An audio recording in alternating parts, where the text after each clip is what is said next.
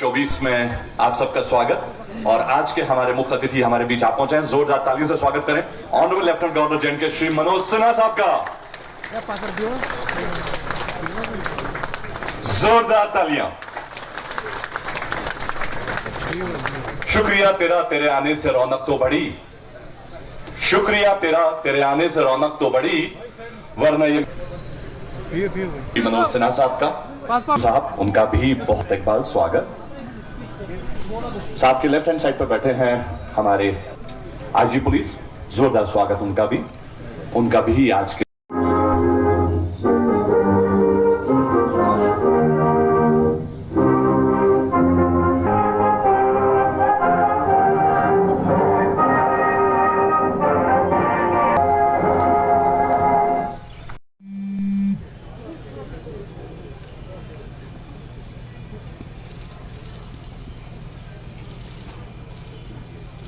जोरदार तालियां।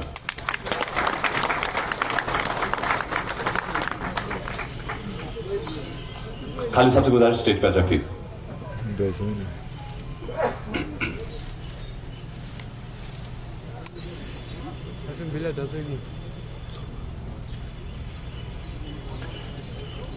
पहला ट्रेड फेयर है जिसमें 200 से ज्यादा स्टॉल्स लगे हुए हैं और जिसमें लोकल नेशनल एग्जिबिटर्स अपना हुनर दिखाएंगे। तो जोरदार तालियां इस खूबसूरत से लम्हे के लिए जहां पर लाइटन हो रहे हैं और हमारी फेयर अथॉरिटी और जैसा कि हम सब लोग जानते हैं कि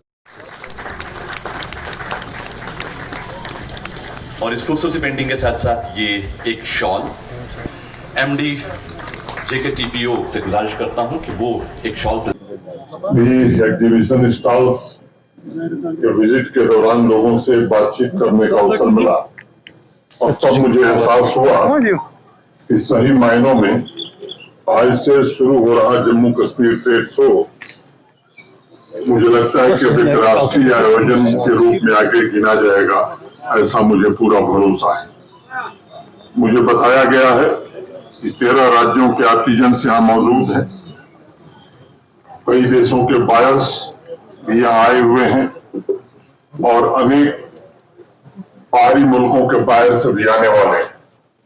आर्टिजन्स और शिल्प की हुनरमंद हस्तियों तथा उससे जुड़े बिजनेस एंटरप्रेन्योर्स और एक्सपोर्टर्स की गरिमामयी मौजूदगी मुझे लगता है कि जम्मू कश्मीर में हो रहे सकारात्मक बदलाव की प्रतीक है। मुझे उम्मीद है कि इस ट्रेड शो के द्वारा जम्मू कश्मीर की समृद्ध क्राफ्ट परंपरा तथा विभिन्न राज्यों के क्राफ्टमैन के बीच आपसी समझ बढ़ाने का एक अच्छा प्लेटफॉर्म होगा ये। और बाहर से जो बायर्स आए हैं इस अनमोल विरासत को ग्लोबल प्लेटफॉर्म पर एक नई पहचान दिलाने में उनका भी योगदान होगा।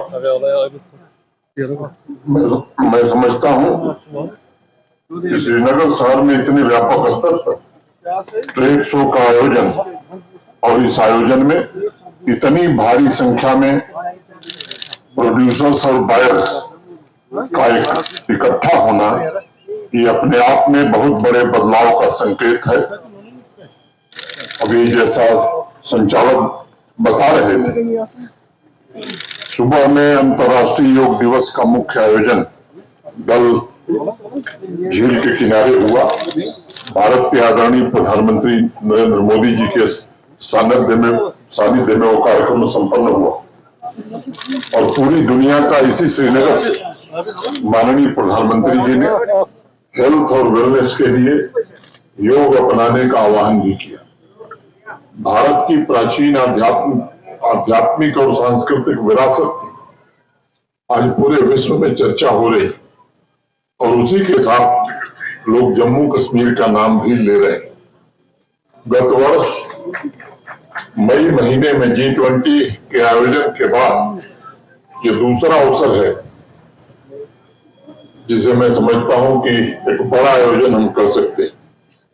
जो सुबह हुआ था, माननीय प्रधानमंत्री जी के नेतृत्व में ब्रांड जम्मू कश्मीर को पूरे विश्व के कोने कोने तक पहुंचाने में हम सबको सफलता मिल रही है।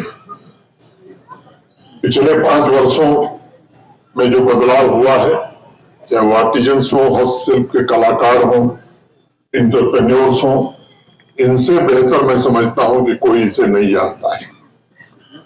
कला के कोष को संरक्षित रखने के साथ साथ आर्टिजन्स बदलते समय का लेखा जोखा भी रखते हैं। और तभी किसी ने कहा कि कहीं ये दर्द का धागा भी यूं सुलझता है, कहीं ये दर्द का धागा भी यूं सुलझता है, गिरे जो खोले तो दिलौर भी उलझता है। हमारे कलाकार आर्टिजन जानते हैं कि यहाँ का जनमानस एक सामान्य इंसान की तरह जीवन जीने के लिए लंबे समय से संघर्ष कर रहा था, और उस वातावरण में सबसे ज्यादा नुकसान हस्तशिल्प से जुड़े परिवारों, नौजवानों और किसानों का ही हुआ था। ये दोनों सेक्टर जम्मू कश्मीर की ड्राइविंग फोर्स के रूप में गिने जाते हैं, लेकिन इन दोनों सेक्टर्स में मौजूद क्षमता, उसकी ऊर्जा को सामाजिक और आर्थिक परिदृश्य कैसे बदले, इन्हें अवसर कैसे मिले, इनको इंतजार था।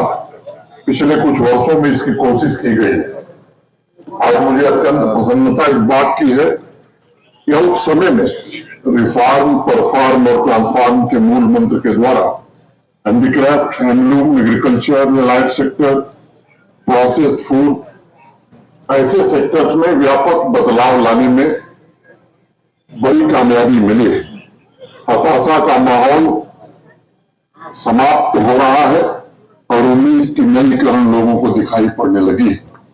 जम्मू कश्मीर में एक वाइब्रेंट बिजनेस एनवायरनमेंट तैयार हुआ है, और मुझे ऐसा लगता है कि हर क्षेत्र में मौजूद सामर्थ्य का अवसरों से एक अच्छा मिलन इन दिनों हुआ।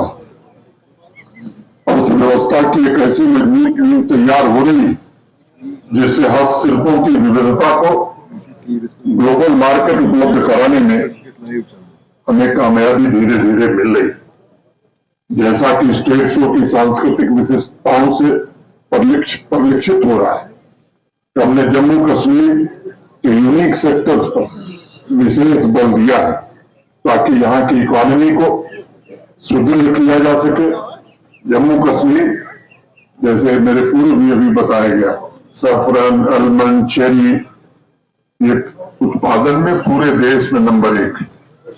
90% वॉलनट का उत्पादन यही होता है। 70% एप्पल का उत्पादन जम्मू कश्मीर में होता है। हैंडीक्राफ्ट, हैंडलूम, एग्रीकल्चर के ऐसे 17 प्रोडक्ट्स हैं जिन्हें जीआई टैग मिल चुका है। इस सेक्टर का और विस्तार होने वाला है। हमारा सबसे बड़ा लक्ष्य अपनी यूनिक सांस्कृतिक और कलात्मक विरासत को ग्लोबल मार्केट में नई पहचान दिलाना है, और मुझे खुशी है कि इंडस्ट्री डिपार्टमेंट हमारा इनके सभी शोध इसमें जी जान से जुटे हुए हैं। हमें सुनिश्चित करना होगा कि कला की यूनिकनेस आर्टिजन्स और फार्मर्स के जीवन में सकारात्मक बदलाव लाए और उनकी आमदनी में जबरदस्त वृद्धि हो। ये सच है कि जम्मू कश्मीर में आज जैसा बिजनेस माहौल पहले नहीं था। आदरणीय प्रधानमंत्री जी कल शाम को एक कार्यक्रम में इंपावरिंग यूथ ट्रांसफॉर्मिंग जेएंडके भाग लिए थे। वहां अनेक एंटरप्रेन्योर्स और इनोवेटर से भी वो मिले थे, और सेक्टर्स में जिस प्रकार का उत्साह और ऊर्जा का जन्म हुआ है, मैं मानता हूं कि एक ऐतिहासिक घटना है। मुझे लगता है कि अन्य सेक्टर्स में जो नई गति आई, इसके कारण रिकॉर्ड संख्या में टूरिस्ट आ रहे हैं, और उनके कारण वो handicraft, handloom, agriculture, horticulture produce के मार्केट में भी एक नई छलांग लगाई है। मैं यहाँ उपस्थित मित्रों को ये जरूर बताना चाहूंगा कि पिछले वर्ष जनवरी से मई महीने के बीच लगभग 80 लाख टूरिस्ट आए थे, और इस साल 86 लाख से ज्यादा लोग आ चुके हैं। उसी अवधि में मैं जून को छोड़ दे रहा हूं, अनेक ऐसे नीतिगत निर्णय भी लिए गए हैं जिससे यहाँ की विश्व प्रसिद्ध कला से यहाँ के नौजवान जुड़े।